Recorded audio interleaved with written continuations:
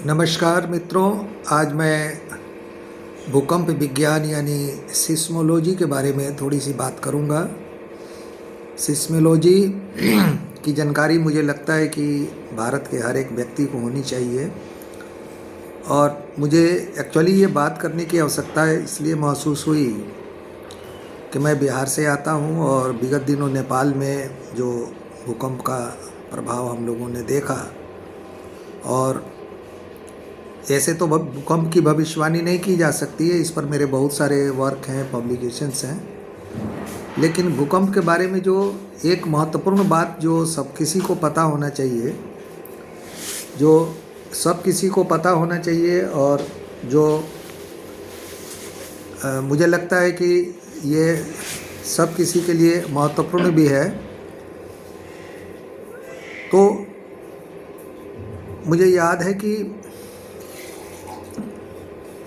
14 या 16, मुझे actual date याद नहीं है, उस समय नेपाल में जो भूकंप आया था और इधर कुछ वर्ष पहले दोबारा फिर से आया था, तो उस समय हम लोगों ने एक स्टडी करके और नेपाल के तराई क्षेत्रों का मिट्टी पर कुछ टेस्ट करके फिर उसका कंपैरेटिव स्टडी राजस्थान, उड़ीसा, उत्तर प्रदेश और बाकी राज्यों के सॉइल टेस्टिंग से किया था। उसका जो सैंपल स्टडी हुआ था, उसका आउटकम से हमने गवर्नमेंट ऑफ इंडिया के और बिहार गवर्नमेंट के डिफरेंट एजेंसी को अवगत कराया था और मीडिया ने उसको काफ़ी प्रमुखता से प्रकाशित किया था। अब प्रश्न यहाँ ये आता है कि ये सिस्मोलॉजी की बात आज एकाएक कहाँ से आई और हमने इस पर बात करने की कोशिश क्यों की। मैं यहाँ आपको 2-3 बिंदुओं पर बात करूँगा जो सबसे महत्वपूर्ण है। बहुत ही शॉर्ट वीडियो में आप इसकी प्राइमरी जानकारी रखेंगे। पहला, कि भूकंप की भविष्यवाणी क्यों नहीं की जा सकती है। दूसरा, अगर भूकंप कहीं आता है तो उसके द्वारा किस किस तरह का वेव, तरंगे जनरेट होती है। उस वेव में सबसे डेंजरस वेव क्या होता है। ये 3 बातें ये आपको, मुझे लगता है कि अवेलेबल लिटरेचर या बहुत सारे एआई के सोर्सेस से आपको प्राप्त हो सकती है। लेकिन जो मैं बात यहाँ डिस्कस करूँगा कि भूकंप से की भविष्यवाणी तो नहीं की जा सकती है, लेकिन भूकंप से बचने के रास्ते हमारे पास हैं जिसका उपयोग करके हम बच सकते हैं, अपने संपत्ति, अपने जान माल की रक्षा कर सकते हैं। तो मैं प्रोफेसर एस लाल और बुद्धा ग्रुप ऑफ इंस्टीट्यूशन से आपसे आज मैं इस समसामयिक मुद्दे पर बात करने के लिए उपस्थित हूँ। और सबसे पहले मैं आपको बताता हूँ फॉल्ट लाइन जो है, जैसे आप इसको इस तरह से समझिए कि जैसे आपके साइकिल में जो बाइसिकल है उसमें जो ट्यूब होते हैं और ट्यूब में हवा भरा रहता है, अगर एक जगह कहीं छेद हो जाए, उसमें कोई चीज़ उसमें गड़ जाए या चुभ जाए तो उसमें से हवा निकलना शुरू हो जाता है, या समटाइम्स वो ड्यू टू प्रेशर और ड्यू टू हीट इंक्रीमेंट, मैंने गर्मी के दिनों में देखिएगा साइकिल के पहिए जो है ना ब्रस्ट कर जाते हैं। तो उसी तरह से पृथ्वी के सतह से, जिस पर हम लोग अभी बैठ के बात कर रहे हैं, 80 किलोमीटर अराउंड, 80 किलोमीटर के आसपास, समझ लीजिए 80 किलोमीटर कितना दूर हो गया। एक तरह से आप समझ सकते हैं कि बेतिया से मुजफ्फरपुर समझ लीजिए, ये डिस्टेंस है। 80 किलोमीटर के अंदर फॉल्ट लाइन पाया जाता है। पृथ्वी के सतह से 80 किलोमीटर नीचे अध्ययन ये बताता है कि फॉल्ट लाइन एग्जिस्ट करता है। अब फॉल्ट लाइन का मतलब हो गया कि जहाँ कुछ पृथ्वी के इंटरनल जो मटेरियल्स हैं उनके रिएक्शंस, उनके जो इंटरमोलिकुलर रिएक्शंस या प्रेशर, डेंसिटी, आप इसको जिस तरीके से समझें, ज़्यादा मैंने डिटेल्स में मैं आपको यहाँ नहीं बता सकता।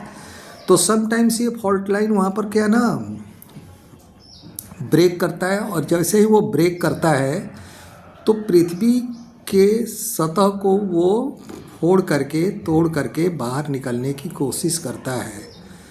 और उसको बोलते हैं उसका ईपिक सेंटर, जहाँ से ये अर्थक्वेक ब्रेक करके, जहाँ पर सबसे उसका सेंट्रल फोर्स जो है ना सबसे ज़्यादा इम्पैक्ट होता है, सेंट्रल पॉइंट।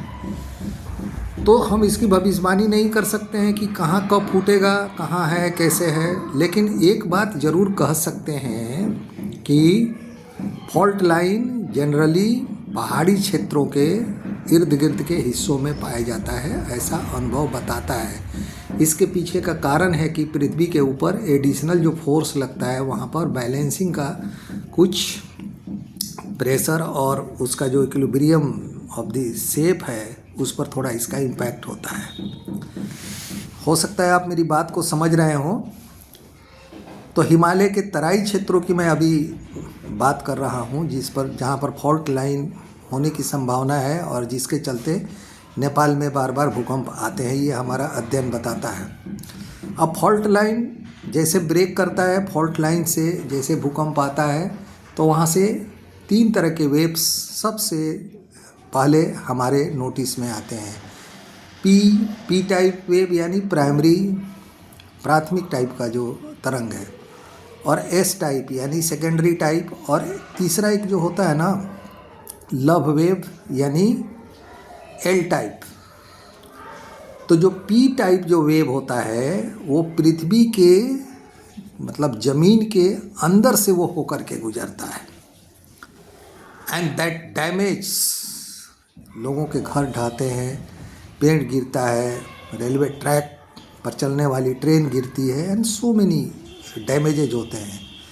एल टाइप जो है वो पृथ्वी के सरफेस से ऊपर के तरफ से गुजरता है, जहां आपके कान से सनसनाहट की आवाज़ आती है, आपका चक्कर आना शुरू होता है, और आपको और पेड़ पौधे और जितने बिल्डिंग हैं उसके ऊपर वाले हिस्से को इससे क्षति होती है।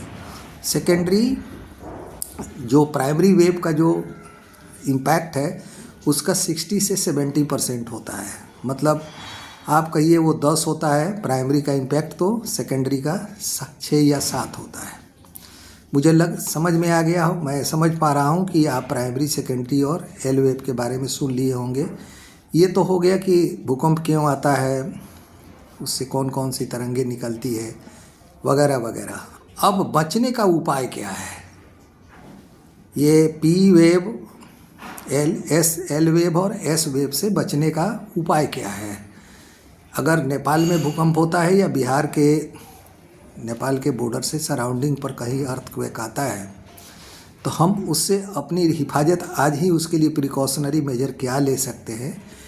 तो मैं आपको थोड़ा सा अध्ययन के आधार पर और probability concept optimization concept of engineering से हम आपको ये अध्ययन के आधार पर बताना चाहते हैं कि आप अपने सराउंडिंग में कम से कम हर मोहल्ले में एक तालाब जो है आप ज़रूर रखें, या कुआं, जिसको बिहार में कभी कभी इनार बोलते हैं, कुआं और तालाब, क्योंकि ये जहाँ पर भी होगा ये इमीडिएट जो है ना ये आपका पी और एस वेव को ये बहुत ही आसानी से, जिस तरह से चूहा किसी दवा को खा के या किसी शिकारी के जाल में कोई जानवर फंस जाता है, उस तरह से ये वेव जो है ना वहाँ आकर के ब्रेक हो जाता है, वहाँ उसका कनेक्शन जो है क्या हो जाता है, डिसबैलेंस हो जाता है, और बाकी जो वेव का जो इंक्लाइनेशन उस पॉन्ड की तरफ हो जाता है। इसके दूसरे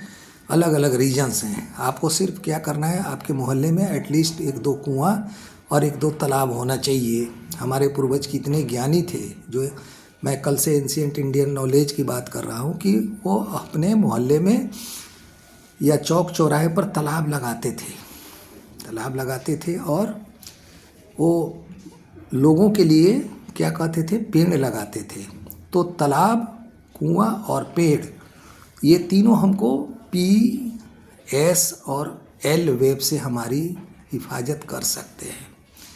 इसलिए अगर किसी मोहल्ले में पी वेव, एल वेव और एस वेव से, अर्थक्वेक से डैमेज कम हुआ है तो आप स्टडी करके देखिए उस मोहल्ले के अराउंड 5 किलोमीटर्स रेडियस में मिनिमम 2 to 3% ऑफ दी, है ना, क्या बोलेंगे, टोटल वाटर स्टोरेज जो